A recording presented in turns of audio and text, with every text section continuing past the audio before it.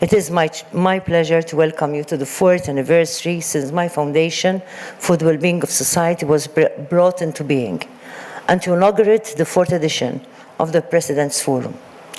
I am very proud of all that we have accomplished over the past years, not only in terms of the contribution that the Foundation is making to promote the holistic well-being of families and communities throughout our Maltese islands, but also to promote the concept of well-being in mainstream discourse. Well-being now features as a key concept used by our politicians, policymakers, and decision takers. As a concept, it is increasingly embedded in policies issued by government, authorities, employers, and other stakeholders. This reflects an important shift in the consciousness of our country to acknowledge and to celebrate the fundamental importance of well-being. In fact, my foundation was the first entity in Malta to focus solely on the well-being of society, with a mandate to identify, to nurture, and to promote well-being for all. Since its very inception, the Foundation has been a champion for the rights of the most marginalized and vulnerable members of our society. We have worked with migrants and refugees, persons with disabilities, children and young people, the LGBTIQ community, and so many other thematic areas where universal human rights and fundamental freedoms continue to be compromised.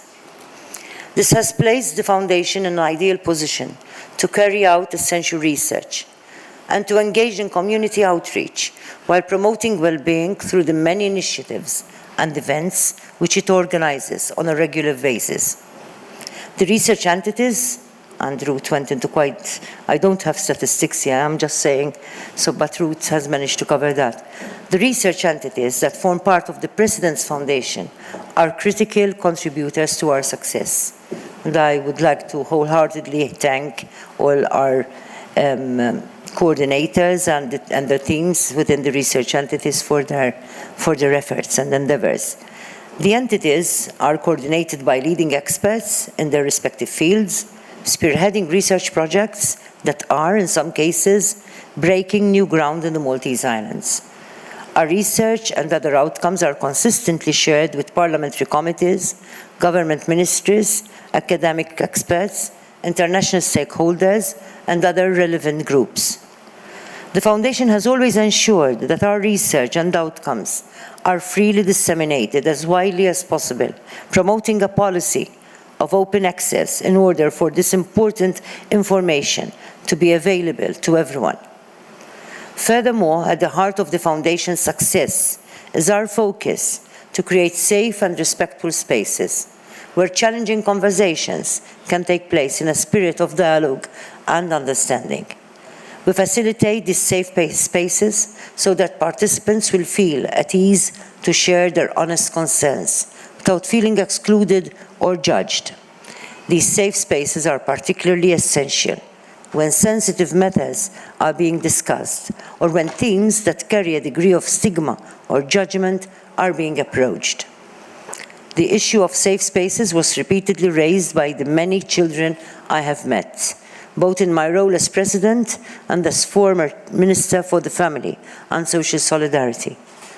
To address this urgent concern, my foundation launched the President's Secret Garden, which has welcomed thousands of children to its sessions over the years. The President's Secret Garden is a groundbreaking community of learning in the Maltese Islands, promoting a truly inclusive and participatory approach for our children. Through the Secret Garden, 2 consultative councils have been established, one for children and another for young people. Feedback from these councils forms an integral part of the work of the Foundation. And this is especially true when it comes to themes related to children's rights. The Secret Garden's activities and events are now being designed by the children themselves in active collaboration with the Children's Hub experts in the Foundation. For this reason, the Secret Garden methodology has attracted the attention of international stakeholders at both a European and global level.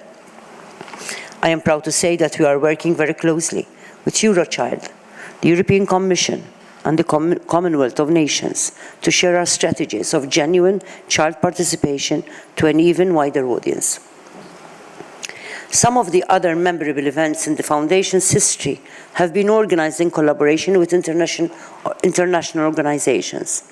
These have provided ideal opportunities for the Foundation to extend its influence beyond Malta. Thousands of local and international participants have participated in the conferences organized by the Foundation.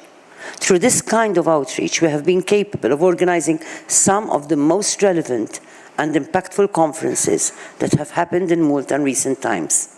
One example from many was the Lost in Migration Conference and its conclusions, which were used by the European Commission in April 2017, when it issued a communication on the protection of children in migration.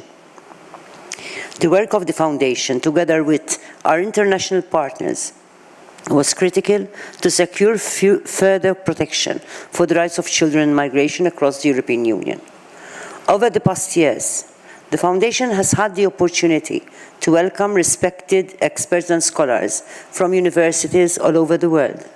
Lectures are open to the general public and are organized on a regular basis, thereby providing opportunities for participants to engage with the guest speakers and to discuss complex issues that are sometimes sidelined or ignored.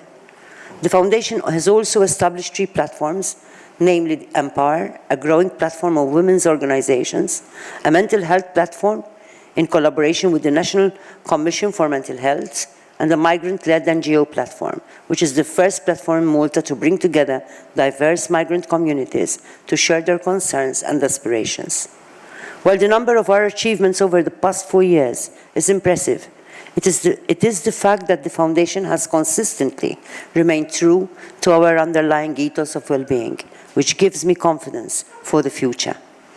My vision for the President's Foundation has always been to make use of the privileged space afforded by the Presidency and to open it up for all the people who call the Maltese Islands their home.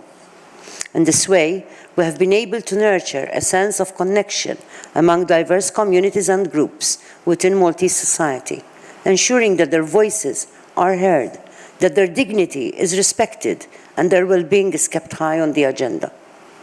I augur that the contributions which the President's Foundation for the Well-being of Society has made and continues to make in our society and beyond will leave a lasting legacy.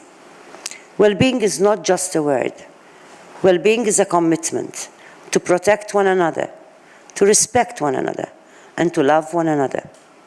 Let us keep sharing this essential message here in Malta and all around the world.